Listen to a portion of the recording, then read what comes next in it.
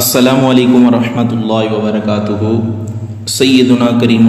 صلی اللہ تعالی علیہ وآلہ وسلم۔ فرض علوم کورس میں ہم نے اس سے پہلے تیمم کا باب مکمل کر لیا تھا۔ آج انشاءاللہ عز و جل ہم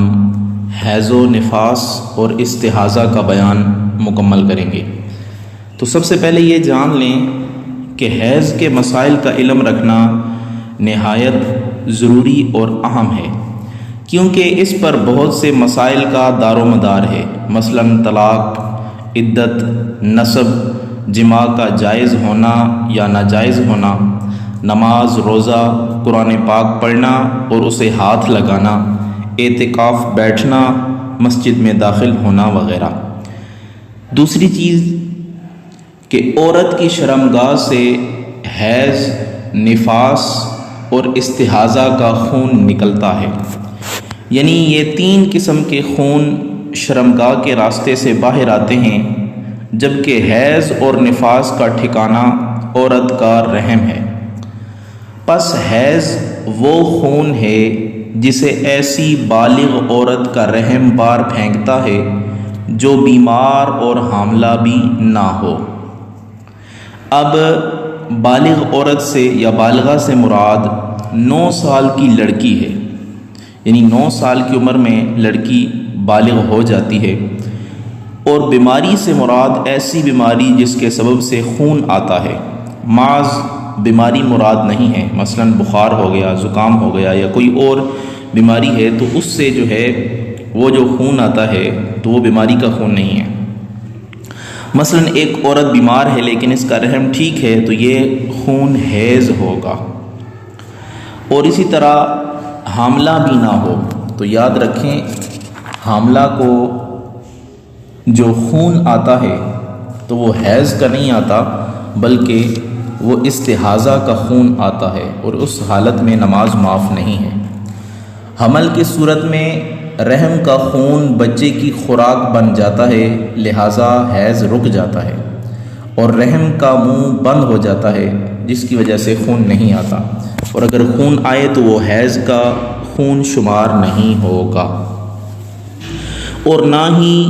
وہ عورت یعنی بالغہ عورت نا امیدی کی عمر کو پہنچ چکی ہو۔ اب نا امیدی کی عمر جو ہوتی ہے وہ 55 سال ہے،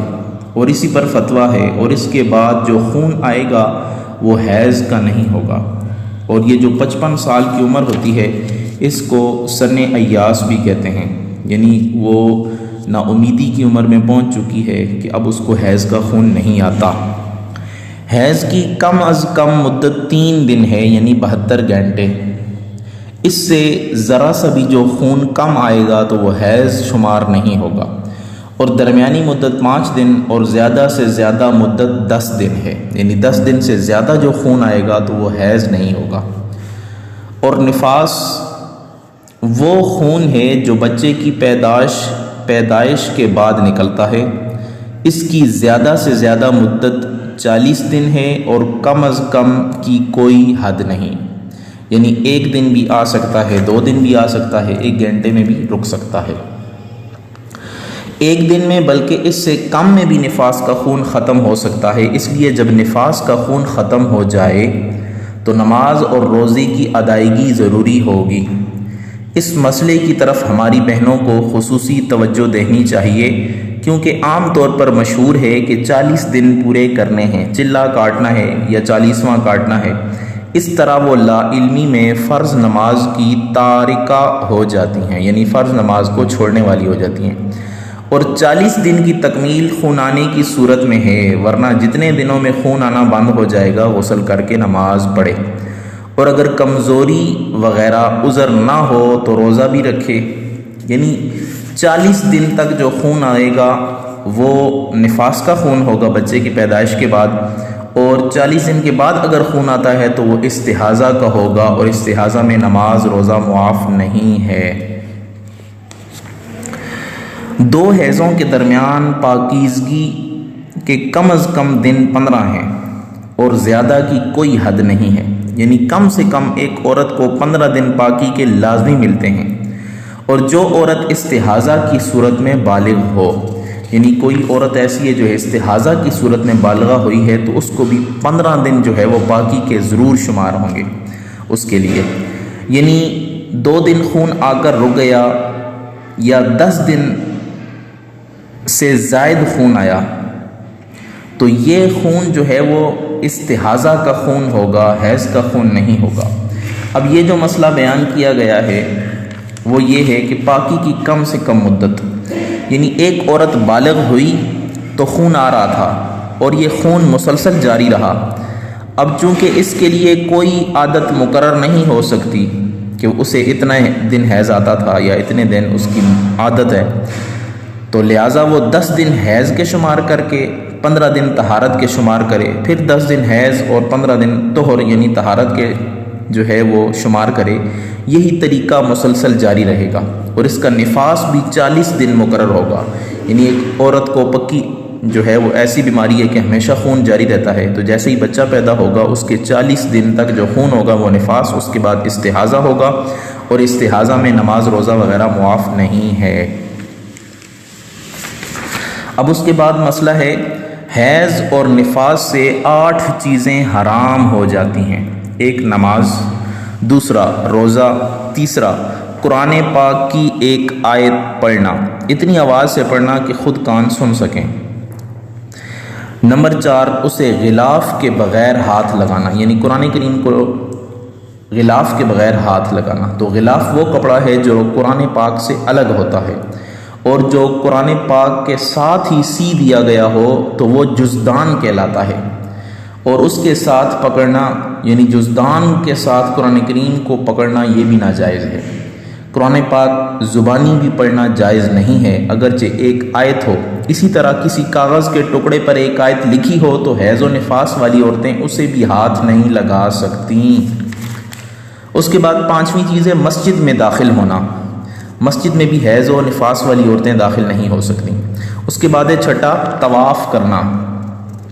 چونکہ طواف خانہ کعبہ کے گرد مسجد حرام کے صحن میں ہوتا ہے اور مسجد میں جانا جائز نہیں ہے تو لہٰذا طواف بھی جائز نہیں ہوگا. اس کے بعد ہے 7ویں جماع کرنا، یعنی مرد جو ہے وہ عورت کے ساتھ جماع بھی نہیں کر سکتا. 8 ناف کے نیچے سے لے کر گھٹنوں کے نیچے تک کے درمیان سے نفع حاصل کرنا، یعنی یہ بھی حرام ہے. یعنی ناف سے لے کر گھٹنوں کے نیچے تک، یہاں تک جو ہے وہ شوہر نفع نہیں اٹھا سکتا. اس کے علاوہ جسم یا بدن کو اور جتنا حصہ ہے اس کو ہاتھ لگا سکتا ہے، بوسہ دے سکتا ہے، باقی سارے معاملات کر سکتا ہے. لیکن حیض و نفاس کی صورت میں ناف سے لے کر گھٹنوں کے نیچے تک نفع حاصل نہیں کر سکتا. اور جب حیض و نفاس کی زیادہ مدت پوری ہونے پر خون ختم ہو تو غسل کیے بغیر جماع جائز ہے. اور اگر عادت پوری ہونے کی صورت میں اس سے کم مدت میں خون ختم ہو تو جب تک غسل یا تیمم نہ کرے یا نماز اس کے ذمہ قرض نہ ہو جائے جماع جائز نہیں ہے. یعنی جس وقت میں خون ختم ہوا ہے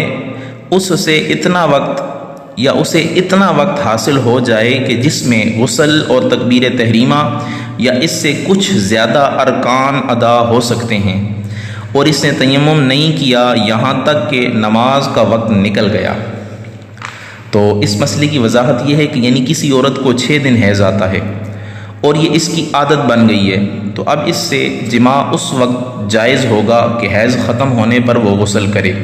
یا پانی وغیرہ نہ ہونے کی صورت میں تیمم کر کے نماز پڑھ لے، یا حیض کے ختم ہونے پر اتنا وقت مل جائے جس میں غسل کر کے اس وقت کی نماز کے لیے کم از کم تکبیر تحریمہ کی جا سکتی ہے. یعنی جتنی دیر میں تکبیر تحریمہ کہی جا سکتی ہے اتنی دیر حیض کے بعد ختم ہو جائے.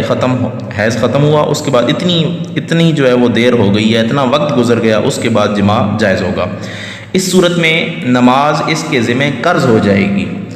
اب غسل کے بغیر جماع جائز ہے. اگر عادت سے کم وقت میں حیض ختم ہوا تو صرف غسل کافی نہ ہوگا بلکہ عادت کے دن پورے کر کے، کیونکہ ممکن ہے کہ خون دوبارہ آ جائے. یعنی ایک عورت کی جو عادت ہے وہ 7 دن ہے، 6 دن بعد خون رک گیا ہے تو اب غسل کرنے کے بعد بھی جماع جائز نہیں ہوگا. یہاں تک کہ عادت پوری ہو جائے، یعنی مدت جو 7 دن ہے وہ پوری ہوگی، اس کے بعد خون رکے گا تو پھر جو ہے وہ آگے جماع جائز ہوگا۔ یہ جتنی صورتیں بیان کی ہیں یہ ساری ذہن میں رکھنی ہے۔ اس کے بعد حیض و نفاس والی عورت روزہ قضا کرے گی، نماز نہیں۔ اس کی وجہ یہ ہے کہ زیادہ سے زیادہ 10 روزے قضا ہوں گے، جبکہ نمازیں ایک مہینے کی کم از کم 15 بنتی ہیں، اور ہر ماہانہ ورنہ جو ہے ماہانہ 50 نمازیں، تو لہٰذا روزوں کی قضا میں کوئی حرج نہیں ہے کہ وہ سال میں ایک مرتبہ آتے ہیں اور سال میں بندہ 15 روزے رکھ سکتا ہے، جبکہ اگر نمازوں کا حساب لگایا جائے تو وہ بہت زیادہ ہو جاتی ہیں، اور عورت کے لیے جو ہے وہ ایک حرج ہے، تو اس حرج کو شریعت نے دور کر دیا ہے۔ اس وجہ سے حیض و نفاس کی صورت میں عورتوں پہ نمازیں معاف ہوں گی، لیکن جو روزے ہیں وہ معاف نہیں ہوں گے۔ اور جماع اور جنابت کی صورت میں 5 چیزیں حرام ہو جاتی ہیں، یعنی میاں بیوی نے ہم بستری کر لی ہے تو اس کے بعد 5 چیزیں حرام ہیں۔ ایک نماز پڑھنا، دوسرا قرآن پاک کی کوئی آیت پڑھنا، قرآن پاک کو غلاف کے بغیر ہاتھ لگانا، مسجد میں داخل ہونا، اور 5 طواف کرنا۔ تو یاد رکھیں آیت کو جو ہاتھ لگانا ہے تو وہ کسی کاغذ کے ٹکڑے پہ لکھی ہوئی ہے، تب بھی اس ٹکڑے کو بھی ہاتھ نہیں لگا سکتے، اور طواف کے لیے وضو واجب ہے، اس وجہ سے حالت جنابت میں بھی طواف نہیں کر سکتے۔ اور بے وضو آدمی پر 3 چیزیں حرام ہیں، نماز پڑھنا، طواف کرنا، اور قرآن مجید کو غلاف کے بغیر ہاتھ لگانا۔ اب استحاضہ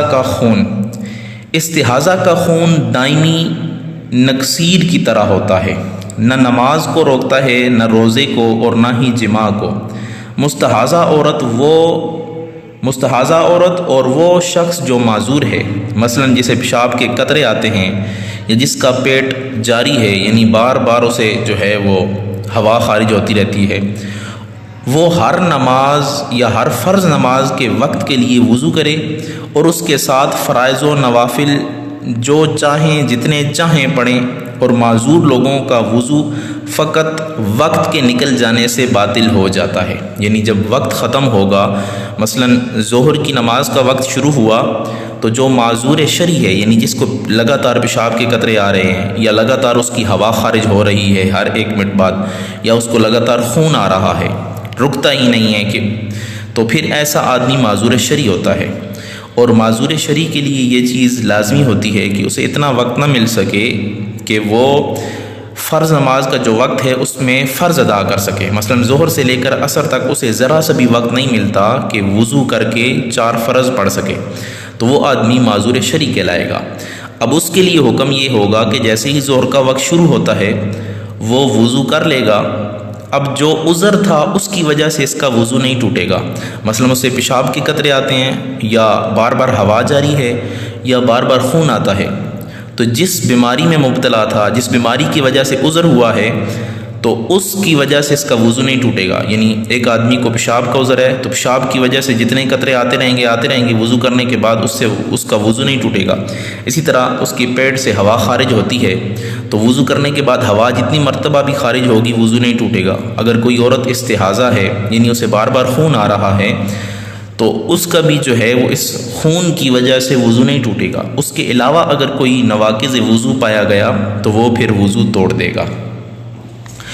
تو وہ ایک وقت سے دوسرے وقت تک جتنے بیچ میں فرائض یا نوافل یا قضا نمازیں پڑھنا چاہیں یا قرآن کریم کی تلاوت کرنا چاہیں کر سکتے ہیں۔ جیسے ہی وقت ختم ہوگا، یعنی جیسے ہی ظہر کا وقت ختم ہوا، عصر کا وقت شروع ہوا، اب اس کا وضو خود بخود ٹوٹ جائے گا، اب دوبارہ وضو کرنا ہوگا۔ اور پیشاب کے قطرے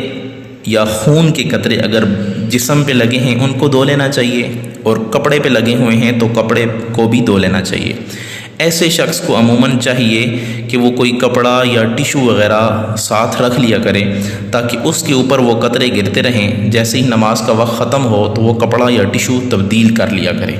تو اس طرح اس کی سلوار یا شلوار جو ہے وہ گندی نہیں ہوگی، ناپاک نہیں ہوگی۔ اب معذور آدمی کب ہوتا ہے؟ تو یاد رکھیں کوئی شخص اس وقت تک معذور نہیں ہوتا جب تک عذر اسے ایک کامل وقت گیر نہ لے، جس میں اتنا وقت بھی عذر ختم نہ ہو جس میں وضو اور نماز ہو سکے۔ یعنی ایک آدمی معذور تب ہوتا ہے، مثلا ظہر سے لے کر عصر تک جو نماز کا وقت ہے، اس میں اب اسے اتنا بھی وقت نہیں ملتا کہ وضو کر کے 4 فرض پڑھ سکے۔ اب فرض پڑھنے کا وقت بھی نہیں ملتا کہ 4 رکعتیں پڑھتا ہے تو ہر رکعت بعد اس کی ہوا خارج ہوتی ہے، یا خون جو ہے وہ نکل آتا ہے،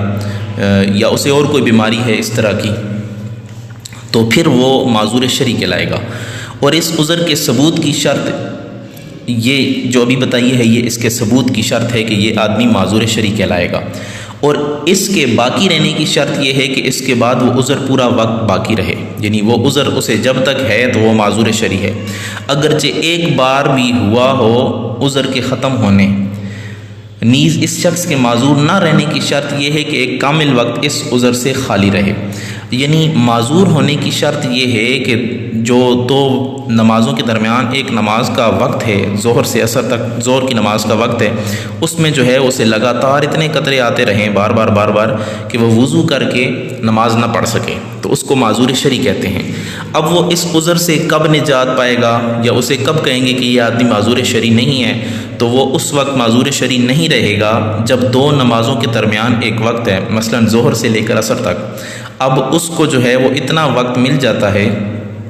کہ اس کو ذرا سا بھی جو ہے وہ قطرہ وغیرہ نہیں آتا، یا جو بیماری تھی وہ ختم ہو گئی ہے، وہ سارا وقت جو ہے وہ بالکل بھی اسی طرح رہتا ہے، اسے کوئی قطرہ نہیں آتا، ہوا خارج نہیں ہوتی، خون جاری نہیں ہوتا، تو اس کا عذر جو ہے وہ ختم ہو جائے گا۔ تو اس میں جو بھی حیض و نفاس یا استحاضہ کے مزید مسائل جو آپ کو سمجھ نہ آتے ہوں تو وہ آپ سوال کر سکتے ہیں۔ ایک اور چیز رہ گئی ہے کہ حیض کے جو رنگ ہوتے ہیں وہ 6 ہوتے ہیں۔ سیاہ رنگ کا بھی خون ہوتا ہے، سرخ رنگ کا بھی خون ہوتا ہے، سبز رنگ کا بھی خون ہوتا ہے، زرد رنگ کا بھی خون ہوتا ہے، گدلے رنگ کا بھی خون ہوتا ہے، اور مٹیالے رنگ کا بھی خون ہوتا ہے۔ تو یہ 6 قسمیں جو ہیں یہ حیض کے رنگ ہیں۔ اور سفید رنگ کی جو رطوبت ہوتی ہے وہ حیض نہیں ہوگی، اس کے علاوہ کوئی اور چیز ہوگی۔ تو یہ جو حیض و نفاس کے مسائل بیان کیے ہیں ان کو اچھی طرح یاد رکھنا ہے۔ ایک اور چیز، حیض و نفاس کی حالت میں جماع کرنا حرام ہے، البتہ ساتھ لیٹنا، بیٹھنا، کھانا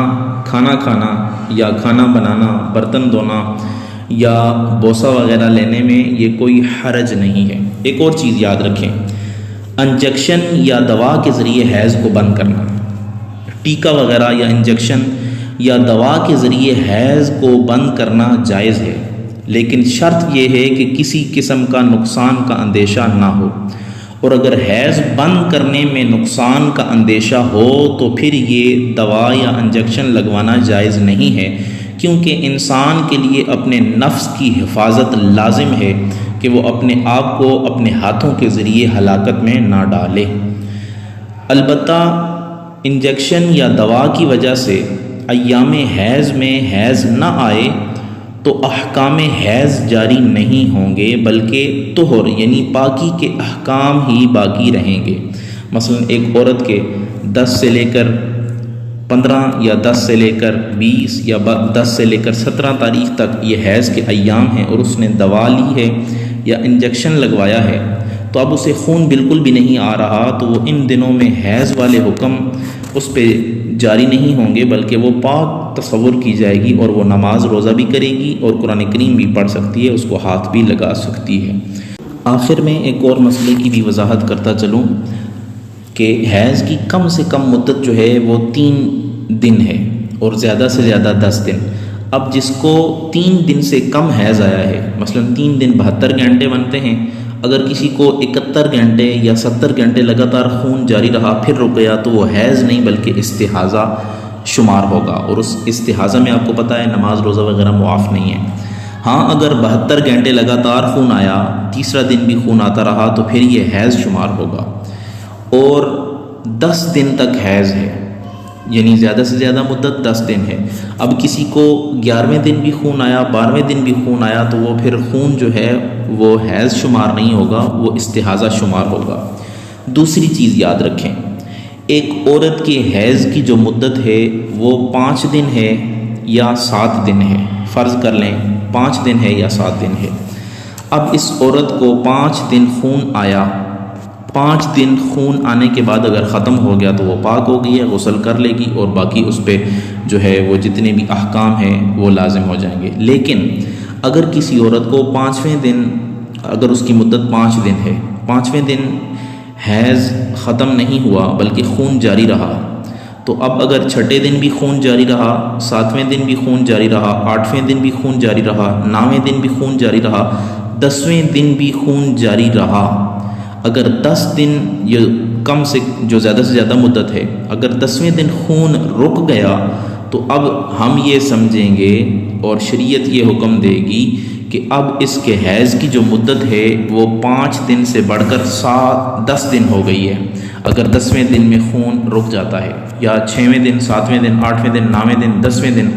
اس میں کسی دن بھی خون رکتا ہے تو اس کا مطلب یہ ہے اس کے حیض کی جو عادت ہے وہ تبدیل ہو گئی ہے، پہلے 5 تھی اب 6 یا 7 یا 8 یا 9 یا 10 ہو گئی ہے۔ اگر 10ویں دن بھی خون نہیں رکتا، 11ویں دن بھی خون آ جاتا ہے، 12ویں دن بھی خون آ جاتا ہے، یا صرف 11ویں دن خون آتا ہے یا آگے بھی خون آتا رہتا ہے، تو اب جتنے دن بھی خون آئے گا، مثلا 11ویں دن، 12ویں دن، 13ویں دن بھی خون آیا، اب جا کے خون رک گیا، تو اب یہ 13 دن لگاتار خون آیا، اب اس کی جو عادت تھی وہ 5 دن تھی، تو 5 دن کو ان 11 دنوں سے یا 12 دنوں سے یا 13 دنوں سے مائنس کریں گے، تو اگر 11 دنوں سے مائنس کریں تو پیچھے بنتے ہیں 6 دن، 12 سے مائنس کریں تو بنتے ہیں 7 دن، 13 سے مائنس کریں تو پیچھے بنتے ہیں 8 دن، تو وہ 5 دن اس کی عادت والے نکال کے باقی جو بنیں گے وہ استحاضہ کا خون شمار ہوگا، اور وہ استحاضہ میں نمازیں اس کی معاف نہیں ہوں گی۔ ہاں احتیاطاً اگر 5 دن کی عادت تھی، خون نہیں رکا، خون جاری رہا، تو 10ویں دن تک وہ احتیاطاً نماز نہ پڑھے، ہو سکتا ہے اس کے حیض کی عادت تبدیل ہو گئی ہے، اور 10ویں دن اگر خون رک گیا تو ٹھیک، نہ رکا، 11ویں دن بھی خون جاری رہا، تو اب پیچھے 5 دن کی عادت نکال کے یا 7 دن کی عادت نکال کے جتنے دن استحاضہ کے شمار ہوں گے وہ ساری نمازیں قضا کرے گی، اور اب بھی جو ہے وہ غسل کر کے نمازیں پڑھنا شروع کر دے گی۔ اسی طرح نفاس کی جو زیادہ سے زیادہ مدت ہے وہ 40 دن ہے، کم سے کم اس کی کوئی مدت نہیں ہے۔ اگر 1 گھنٹے بعد یا بچہ پیدا ہونے کے بعد یا 10 دن بعد خون رک گیا تو فوراً غسل کر کے نمازیں پڑھنا شروع کر دے گی۔ اگر کسی کا خون جو ہے وہ 40 دن سے زیادہ بھی جاری رہا تو 40 دن کے بعد جو خون ہوگا وہ نفاس کا خون ہوگا، 40 دن تک اسے، بلکہ وہ استحاضہ کا خون ہوگا، 40 دن تک نفاس کا خون شمار ہوگا، اس کے بعد جتنا بھی خون ہوگا وہ سارا کا سارا استحاضہ کا خون شمار ہوگا، اور اس کے بعد اسے نمازیں پڑھنا لازمی ہوں گی۔ اکثر دیہاتوں میں یہ عورتیں بیان کرتی ہیں کہ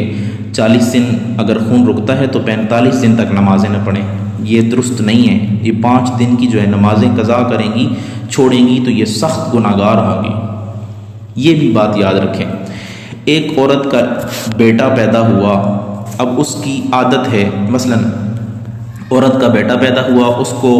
30 دن لگاتار خون آیا تو وہ نفاس کا خون 30 دن ہے،